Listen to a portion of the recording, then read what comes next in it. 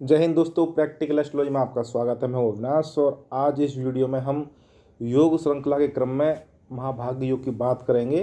एक ऐसा योग जो व्यक्ति की कुंडली में बन जाए, लड़की हो चाहे लड़का हो, पुरुष हो या स्त्री हो, दोनों की कुंडली बन जाता है तो व्यक्ति को बहुत ही ज़्यादा भाग्यशाली बनाता है। और जैसा कि आप जानते हैं कि भाग्य के अधीन ही सभी प्रकार की सफलताएँ और सुविधाएँ, सुख सुविधाएँ जो भी होती हैं वो सब भाग्य के अधीन ही होती हैं। तो महाभाग्य योग के हम बारे में बात करेंगे। तो ज्योतिष का जो प्रसिद्ध ग्रंथ फलदीप का जो मंत्रेश्वर जी का है, उसके अध्याय 6 श्लोक 15 के आधार पर हम आपको बताएं तो उसके परिणाम क्या क्या मिलते हैं। तो जिस व्यक्ति कुंडली में आपके महाभाग्य योग होता है वो सबका प्रिय होता है। उसका व्यवहार कहिए या स्वभाव कहिए बड़ा ही नरम होता है, नम्र होता है, विख्यात होता है, प्रसिद्ध होता है और उसका चरित्र बहुत ही अच्छा पक्का यानी कि चरित्रवान व्यक्ति होता है। इसके साथ व्यक्ति समृद्धिशाली होता है, धनवान होता है। आप ये समझ सकते हैं कि एक भाग्यशाली व्यक्ति के जीवन में जो आपको मिलना चाहिए उसको आप कह सकते हैं देख के कि ये व्यक्ति भाग्यशाली है, वो सब उसको मिल जाता है। लड़कियों के मामले में बात करें, स्त्री के मामले में बात करें कि जिसकी कुंडली में महाभाग्य योग होता है वो स्त्रियां सबसे पहले वो चरित्रवान होती हैं और भाग्य के कारण उनको सभी सुख सुविधाएं मिलती हैं। पति सुख मिलता है, पुत्र सुख और पौत्र सुख भी वहाँ पे मिलता है। अब ये बनता कैसे, ये आपको शॉर्ट में आपको बता देता हूँ। इसकी आपकी 4 शर्तें हैं, या अब आपको संक्षेप में बताऊँ। पुरुष के लिए यानी कि लड़के के लिए यदि जन्म आपका दिन का हो यानी कि सूर्योदय के बाद और सूर्य अस्त से पहले का जन्म हो और लगन चंद्र और सूर्य तीनों ही आपके विषम हों। आपकी लगन जो पहला भाव होता है, जैसे ये वाली कुंडली आप देख रहे हैं, इसमें लगन आपकी 9 है, धनु लगन है, 9 नंबर यहाँ पे लिखा हुआ पहले भाव में। और जहाँ चंद्रमा बैठे हैं वो आपकी सिंह लगन है, वो विषम है। और आपके जहाँ सूर्य बैठे हैं, आपका तुला राशि बैठे हैं, वो विषम है। तो विषम आप जानते हैं। और नंबर, तो अगर आपकी लड़के के लिए, पुरुष के लिए जन्म आपका दिन का हो और लगन चंद्रमा और सूर्य तीनों विषम राशियों में बैठे हों तो ये आपका महाभाग्य योग बन जाता है आपकी पुरुष की कुंडली में। वहीं आपकी स्त्री यानी लड़की की कुंडली में देखें तो जन्म आपका रात का हो यानी कि सूर्य अस्त के बाद का जन्म और सूर्य अस्त के बाद और सूर्य उदय से पहले का जन्म हो और लगन चंद्रमा और सूर्य तीनों ही आपके सम राशियों में बैठे हों। ये बड़ा ही सरल और सामान्य योग है। सामान्य मतलब इसकी व्याख्या के आधार पर सामान्य है, लेकिन देखने में आप कुंडली में बहुत कम देखने को ये मिलता है ये वाला योग। और इसके परिणाम ये आप मान सकते हैं कि व्यक्ति बहुत ही ज़्यादा भाग्यशाली होता है। भाग्यशाली होने का यही अर्थ है कि कम मेहनत में आपको ज़्यादा आउटपुट मिल जाता है, ज़्यादा सफलता मिल जाती हैं। व्यक्ति की जो भी उद्देश्य होते हैं, जो भी प्लानिंग होती हैं, वो बड़ी ही जल्दी पूरी हो जाती हैं, सभी इच्छाएं पूरी हो जाती हैं, वो उसी को भाग्यशाली बोलते हैं। प्रत्येक क्षेत्र में सफलता मिल जाती हैं। तो यहाँ पे आप समझ सकते हैं कि ये इस तरह से ये महाभाग्य योग पुरुष के लिए मैंने आपको बता दिया। विषम राशियों में लगन चंद्र और सूर्य बैठे हो और दिन का जन्म हो। और स्त्री के लिए सम राशियों में सूर्य चंद्र और लगन हो और रात्रि का जन्म हो। यहाँ पे एक कन्फ्यूजन ये रहता है। अब देखिए, अब यहाँ पे कुछ लोग ये सोचते हैं कि लड़के के लिए रात का जन्म हो जाए और राशियाँ आपकी लगन सम हो, चंद्रमा भी सम राशि में बैठा हो और सूर्य भी सम राशि में बैठा हो तो ये लागू हो जाएगा। ऐसा नहीं है। जैसा ग्रंथों के अनुसार, ग्रंथों में जो लिखा हुआ है वही हम मान के चलेंगे, उसमें कोई परिवर्तन नहीं करेंगे। तो इसका कुछ उल्टा सीधा आप ना करें। जैसे आपकी सीधी सरल भाषा में बताया है कि लगन आपकी विषम हो, तीनों लगन और दिन का जन्म हो तो लड़के के लिए महाभाग्य योग बन जाएगा। ठीक, अब इसके साथ हम अब देखें कि ये कुंडली में लागू कैसे होगा। अब ये योग तो आपने देख लिया, तो चलो ये योग आपके बन गया कि ये महाभाग्य योग हो गया। अब इसमें भी कुछ शर्तें हैं, कुछ नियम हैं, वो आप देख लीजिए।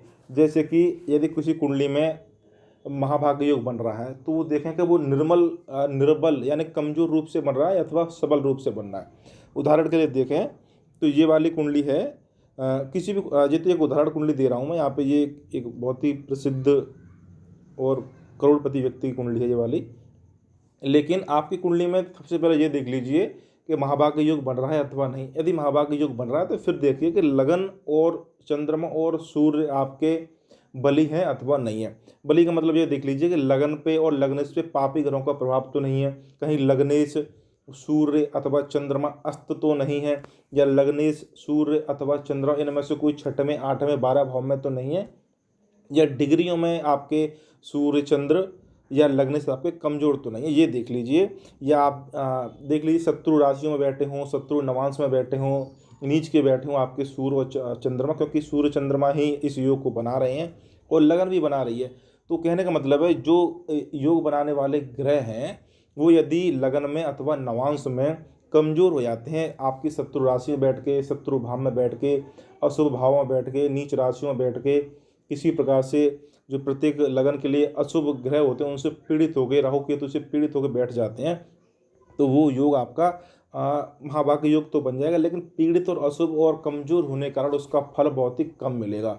इसके विपरीत और देखें हम आप, तो यदि आपका महाभाग्य योग बन रहा हो, मतलब कि आपके सूर्य चंद्र और लगन विषम हो और आप पुरुष हैं, आपका जन्म दिन का हो, तो ये महाभाग्य योग बन गया। अब ये प्रभावशाली और बलशाली और बहुत ही प्रबल महाभाग्य योग कब बनेगा?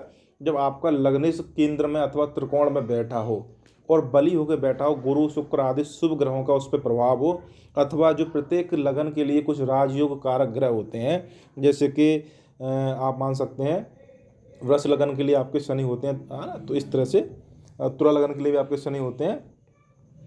तो यानी कि लगन का स्वामी या लग्नेश पे शुभ ग्रहों का प्रभाव हो, लग्नेश बली होकर बैठा हो, और इसके साथ साथ आपके सूर्य यानी कि जो आपके राजयोग ग्रह बनाने महाभाग्य योग बनाने में जो आपकी भूमिका है सूर्य के चंद्रमा की, तो सूर्य आपके उच्च के होकर बैठे हो, मूल त्रिकोण बैठे हो, उच्च के नवांश में आपके शुभ राशि में मित्र राशि में बैठे हों, और या फिर आपके डिग्रियों में बहुत ज़्यादा बलवान हो, तो ये आपका बहुत ही सुफल देता है। चंद्रमा भी आपका उच्च का हो, मित्र राशि में बैठा हो, मित्र के नवांश में बैठा हो, मित्र के नक्षत्र में बैठा हो, सूर्य के लिए भी नक्षत्र और नवांश देखिए। यानी कि ये अब कहने का मतलब सिर्फ इतना ही है कि यानी योग बनाने वाले ग्रह सूर्य चंद्र और लगन जितने ज़्यादा बली होंगे और महाभाग्य योग बनने पर उतना ही ज़्यादा शुभ फल देंगे, और ये सूर्य चंद्र और लगन आपके जितने कमज़ोर हो जाएंगे महाभाग्य योग बनने पर उतना ही न्यूनतम फल देंगे।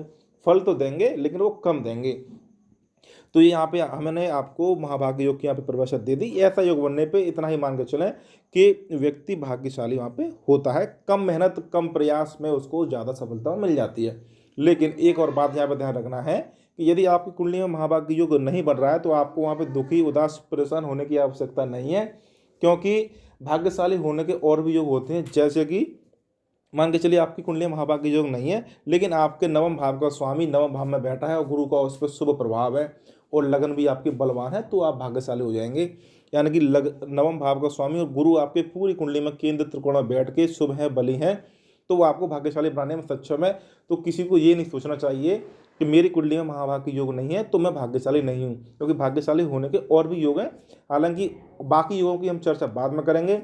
ये वाला योग किसी कुंडली में बनता है तो निश्चित रूप से बहुत ही ज़्यादा भाग्यशाली व्यक्ति होता है। तो आज की वीडियो में इतना ही। वीडियो को लाइक कीजिए, शेयर कीजिए, चैनल को सब्सक्राइब भी कर लीजिए भाई। धन्यवाद।